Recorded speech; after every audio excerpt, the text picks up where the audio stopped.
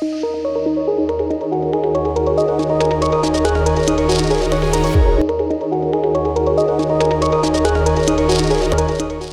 बच्चों, कैसे हैं आप सभी। उम्मीद करती हूँ आप सभी बहुत अच्छे से होंगे और खूब अच्छे से पढ़ाई भी कर रहे होंगे। बच्चों, क्या आप जानते हैं कि मैं कौन हूँ? जी हाँ बच्चों, मैं हूँ आपकी टीचर और मेरा नाम है मनीषा झा। बच्चों, हिंदी में हम क्या क्या पढ़ने वाले हैं? क्या क्या पढ़ेंगे? रोचक कहानियों के बारे में, संवाद के बारे में और कविताओं के बारे में। तो बच्चों, कक्षा की शुरुआत करते हैं। बच्चों, पाठ है बुद्धि और भाग्य, लोक कथा। एक बार बुद्धि और भाग्य में किसी बात को लेकर बहस शुरू हो गई। बात अपनी जगह से हटकर आपस की तू मैं में पर उतर आई। भाग्य ने बिगड़ कर कहा, मैं तुमसे बड़ा हूँ। समझदार बुद्धि हंसकर बोली, यह तो मैं भी कर सकती हूँ, पर फिर बहस बढ़ेगी। क्या यह अच्छा ना होगा कि हम दोनों अपनी अपनी शक्ति का प्रदर्शन करके देखें? तो जीतेगा वही बड़ा होगा। भाग्य ने इस बात को स्वीकार कर लिया। दोनों अपनी अपनी शक्ति के प्रदर्शन के लिए जगह की खोज में चल पड़े। चलते चलते उन्हें गड़रिया नजर आया, जो शांत भाव से अपनी भेड़ों को चढ़ा रहा था। उसे देख बुद्धि ने कहा, क्या तुम इसे वैभवशाली बना सकते हो? क्यों नहीं, मैं चाहूं तो इसे सम्राट बना सकता हूं। भाग्य ने अभिमान से उत्तर दिया। बुद्धि मुस्कुराती हुई बोली, अभागा कहीं, सम्राट बनते बनते प्राणों से हाथ न धो बैठे, तो अब तुम अपने वचन से पीछे हटना चाहती हो? भाग्य ने गुस्से से कहा, नहीं, बिल्कुल नहीं, मुझे स्वीकार है, तुम इसे सम्राट बना दो। मैं जब इसे लोगों पर शासन करते देख लूंगी तब तुम्हारे सामने सिर झुका दूंगी, नहीं तो तुम्हें मेरे सामने सिर झुकाना पड़ेगा। ठीक है। यह कहते ही भाग्य ने गड़रिये पर अपने कृपा हाथ रखा और बुद्धि उसका हाथ छोड़कर एक दर्शक की तरह दूर जा खड़ी हुई। गड़रिया आगे बढ़ा। उसमें रत्न जड़ित खराओं का एक जोड़ा मिला। उसने उसे उलट पलट कर देखा और अपने पैरों में पहन लिया। फिर प्रतिदिन की तरह अपनी भेड़ बकरियां चराने लगा। एक दिन वहां से किसी दूसरे देश का सौदागर गुजर रहा था। अचानक उसकी नजर गड़रिये के पैरों पर पड़ी। उसने हैरानी से पूछा, यह तुमने किस चीज की खड़ाऊं पहन रखी है? ये पत्थर की है और बड़ी भारी है, घिसती भी बिल्कुल नहीं है। गड़रिये ने सरल भाव से उत्तर दिया, क्या तुम इन्हें बेचोगे?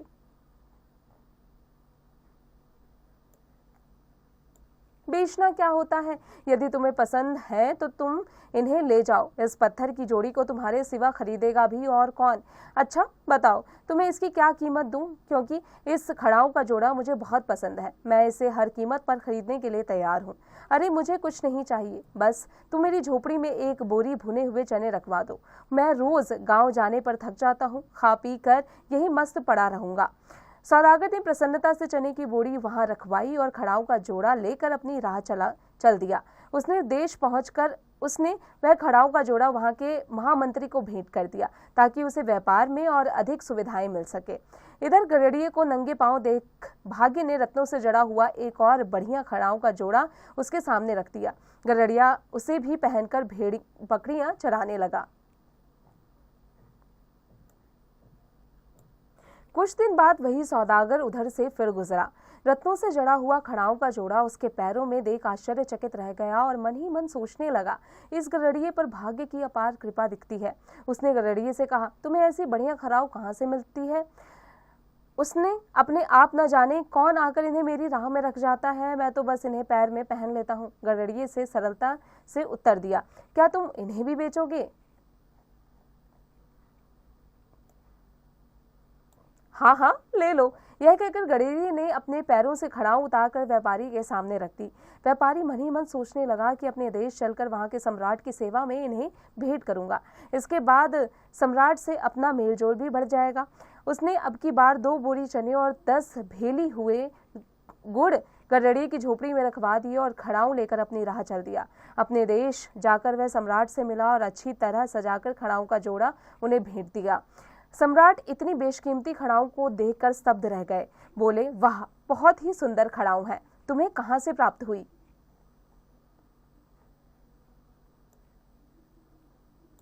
सौदागर बोला, भारत सम्राट मेरे मित्र हैं। शिकार के समय मैंने उनके प्राणों की रक्षा की थी। इस पर खुश होकर उन्होंने यह खड़ाऊ मुझे पुरस्कार में दे दी। मैंने सोचा इतनी बहुमूल्य खड़ाऊ सम्राट के पास ही शोभा देगी।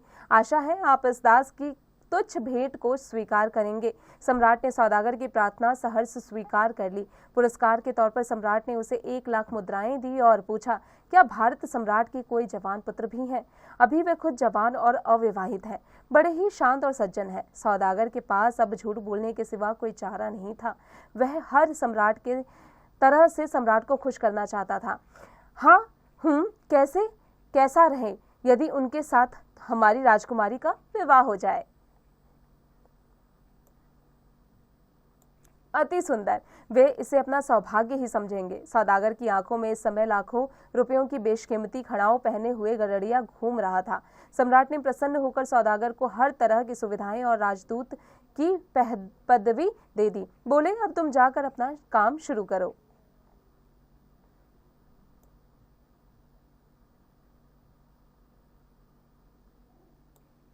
सौदागर प्रणाम करके चला तो गया पर उसका दिल चिंता के बोझ से दबा हुआ था। ऊंटों पर सैकड़ों मन पीतल लदवाकर वह फिर व्यापार से निकला।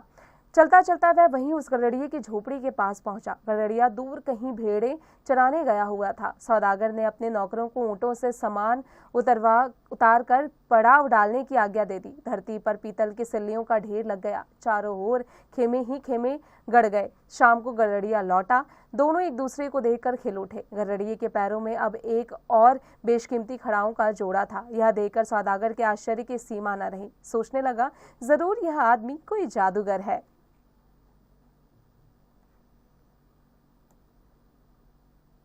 भाग्य पूरी तरह से सहयोग देने पर तुला हुआ है और इस मूर्ख को पता भी नहीं कि वह अपने पैरों में कितनी कीमती चीजें पहने हुए हैं। फिर सोचने लगा, देखने में भी सुंदर है, इसने सम्राट क्यों ना बनाया जाए। कुछ रुपया मेरे पास भी है। यह चारागाह और इधर उधर की जमीन खरीद लूंगा। यही महल और किला बनवा लूंगा। कुछ सैनिक और नौकर रखवा दूंगा और फिर विवाह के बाद जो कुछ दहेज मिलेगा वह सब भी तो अपना ही होगा। वह राजा और मैं मंत्री। यह सोचते हुए उसके होठों पर मुस्कान नाचने लगी। भाग्य ने उसके हृदय के भाव पढ़े। खिल उठा। बुद्धि मुस्कुरा उठी। भेड़ बकरियों को अपनी अपनी जगह बांधकर थका हुआ गरड़िया पीतल के सल्लियों के ढेर के साथ सहारा लेकर बैठ गया और सौदागर से बोला, अब की बार तुम बहुत जल्दी लौट आए। हाँ, बहुत काम आ पड़ा था। अब मैं तुम्हारे पास कुछ दिन रहूंगा। तुम्हें कुछ ऐतराज तो नहीं?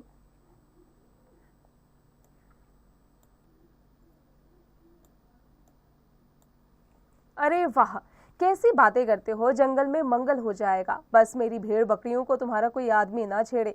अरे अब तुम इन भेड़ बकरियों की चिंता मत करो। मैं तुम्हें सम्राट बनाने वाला हूँ। सम्राट? वह क्या भला होती है?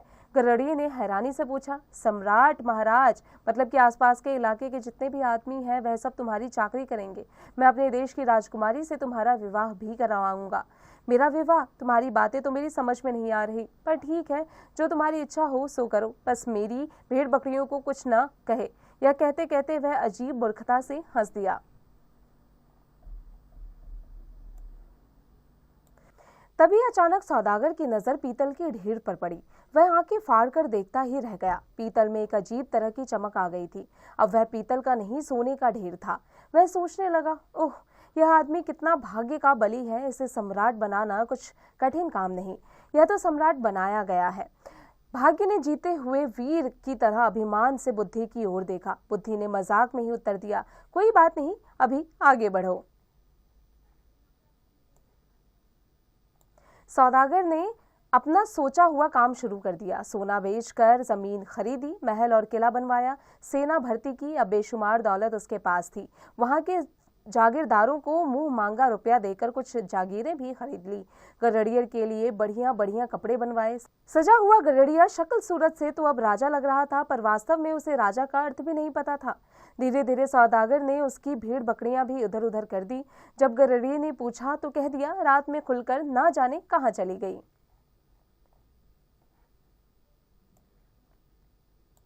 गरड़िया सबके सामने ही बहुत रोया, चीखा, चिल्लाया। सौदागर खींच उठा। अजीब मूर्ख से पाला पड़ा है। बुद्धि तो इसे छूकर भी नहीं गई। वह गडरिये से कड़क कर बोला, खबरदार, जो आगे किसी के सामने चीखे चिल्लाए, जो बात कहनी हो मेरे कान में आकर करो। यह देख ताना मारते हुए बुद्धि ने भाग्य से कहा, देख रहे हो तुम्हारे सम्राट की दशा क्या हो रही है। भाग्य बोला, बुजुर्ग को कहने का अधिकार है। बुद्धि हंस दी। इधर सौदागर ने अपने महाराज को विवाह की सूचना भेज दी थी। बात पक्की हो गई। विवाह का दिन भी तय हो गया था। समय पर सौदागर गडरिये को दूल्हा बनाकर शाही बारात सजाकर विवाह के लिए निकला। बारात का ठाठ देखते ही बनता था। हाथी, घोड़े और रथों की बहुत लंबी कतार थी।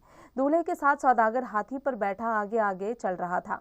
उससे आगे शहनाई बजती जा रही थी। लड़की वालों ने भी जोरदार स्वागत किया, पर यह सब देख गडरिया बहुत परेशान था। उसने सौदागर के कान में कहा, यह लोग क्यों आए हैं?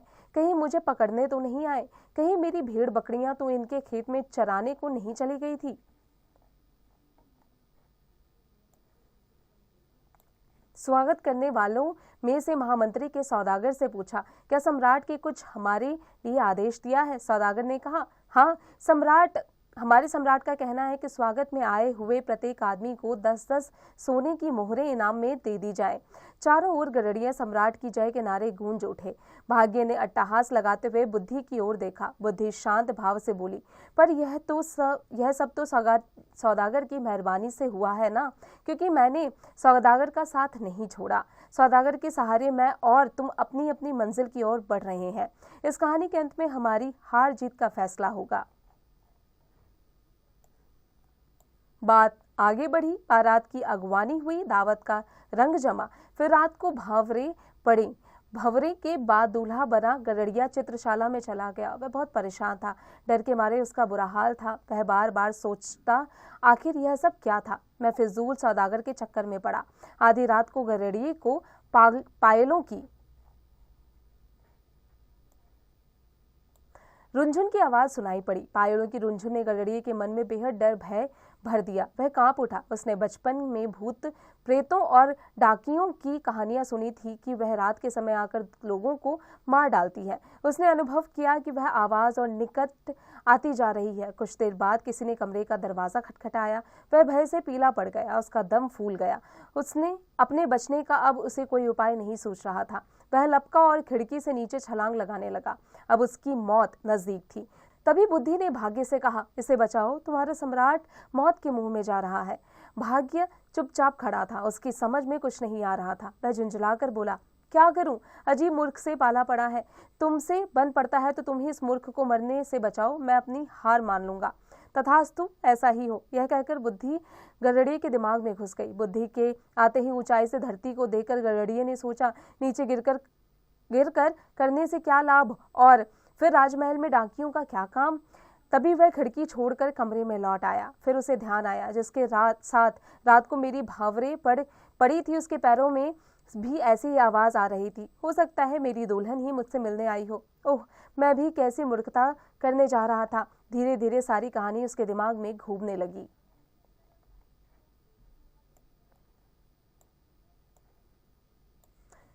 अब उसने हंसते हुए द्वार खोला, दुल्हन का स्वागत किया। दोनों खिल उठे। दूसरी ओर भाग्य बुद्धि के सामने अपनी हार मानकर सिर झुकाए खड़ा था। बच्चों, बुद्धि के बिना, विवेक के बिना हमारा काम नहीं चल सकता। बुद्धि हमारे लिए बहुत जरूरी है और भाग्य भी हमारे लिए जरूरी है, लेकिन बुद्धि का होना हमारे लिए बहुत जरूरी है। शब्द पिटारा, वर्ड मीनिंग्स, तू मैं, कहा सुनी, तुच्छ, हीन, शूद्र, हेय, खड़ाऊ, पादुका, लकड़ी के तले वाला जूता, सौदागर, व्यापारी, व्यवसायी, स्तब्ध, हैरान, जो जड़ या निश्चेष्ट हो गया हो, खेमे, तंबू, डेरा, बला, विपत्ति, आफत, मुसीबत, आगवानी, स्वागत करना, तथास्तु, ऐसा ही हो, सिल्ली, हथियार की धार तेज करने, पड़ाव, यात्रा के बीच में कुछ समय के लिए का पत्थर की पटिया, रुकना यहाँ जहाँ यात्री ठहरते हैं, राजदूत, वह दूत जो किसी राज्य या देश के दूसरे राज्य या देश को भेजा जाता है। अभ्यास एक्सरसाइजेस, मौखिक ओरल। निम्नलिखित प्रश्नों के मौखिक उत्तर दीजिए। बच्चों, इन प्रश्नों के उत्तर आपको मौखिक रूप में देना है।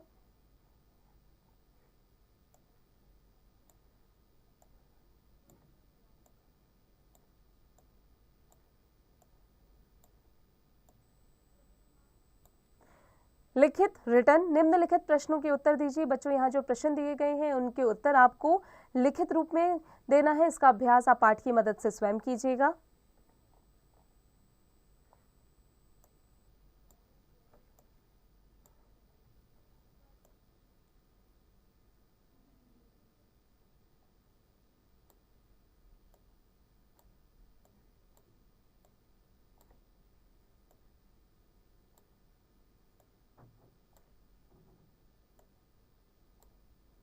सही उत्तर पर सही का निशान लगाइए। रत्न जड़ित खराओं के बदले में गडरिये ने सौदागर से क्या मांगा?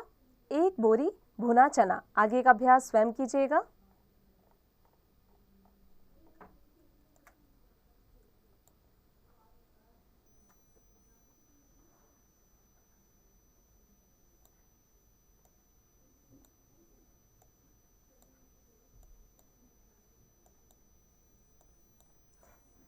भाषा ज्ञान लैंग्वेज नॉलेज गलत प्राय पर गलत का निशान लगाइए। गलत प्राय कौन सा है बच्चों? अक्लमंद। दूसरे में है नियति। बच्चों इसी प्रकार आगे का अभ्यास स्वयं कीजिएगा।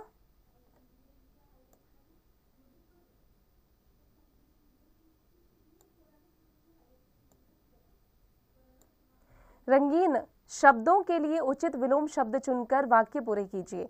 किसी से घृणा करना ठीक नहीं, सबसे प्रेम करो। आगे का अभ्यास स्वयं कीजिएगा बच्चों।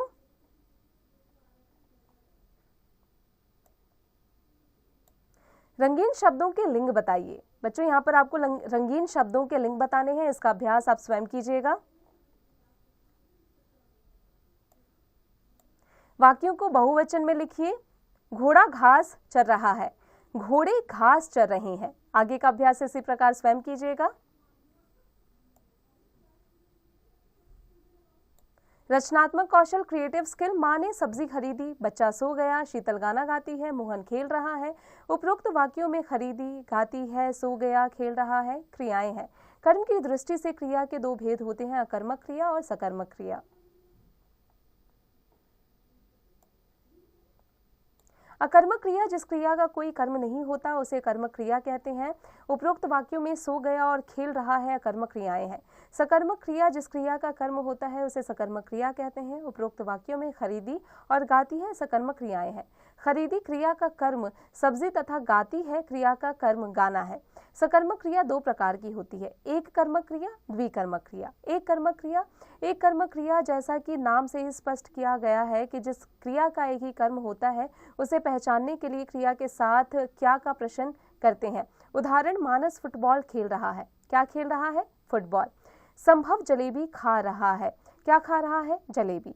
द्विकर्मक क्रिया में क्रिया के 2 कर्म होते हैं। इन्हें पहचानने के लिए क्या और किसको किसे लगाकर प्रश्न करते हैं।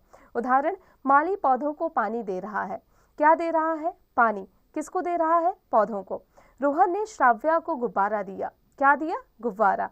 किसको दिया? श्राव्या को।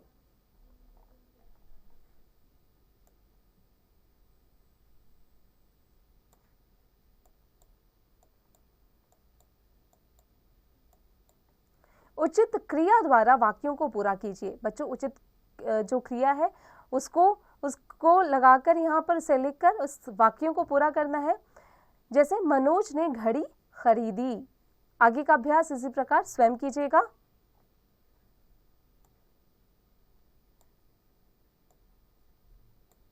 मनोरंजक गतिविधि, रिक्रिएशनल एक्टिविटी, बुद्धि विलास। संकेतों के आधार पर शब्द सीढ़ी को पूरा कीजिए। बच्चों यहाँ पर संकेत दिए गए हैं, उनके शब्द सीढ़ी को आपको पूरा करना है। इसका अभ्यास आप स्वयं कीजिएगा। बच्चों उम्मीद है आपको कक्षा में पढ़ाई गई हर एक बात अच्छे से समझ में आ गई होगी। अब आप इसका अभ्यास निरंतर करते रहिएगा।